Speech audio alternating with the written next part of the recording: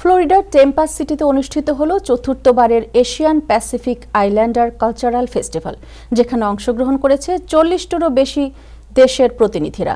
Curtis hinge waterfront পার্কে 28 March অনুষ্ঠিত এই দিনব্যাপী উৎসবটি সংস্কৃতি, ঐতিহ্য ও বৈচিত্র্যের এক বর্ণিল মিলন মেলায় পরিণত হয়।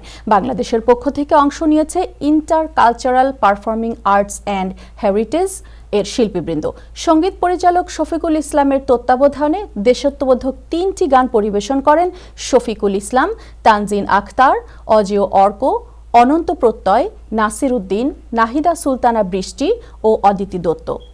নিশাত লায়লা লাবিবা ও সাবরিনা হাসান নৃত্যে অংশগ্রহণ করেন। প্রায় 90টি স্টল মেলা ও বিভিন্ন দেশের মনোমুগ্ধকর পরিবেশনা দর্শক শ্রোতাদের জন্য তৈরি করেছে এক অনন্য সাংস্কৃতিক মহোৎসব।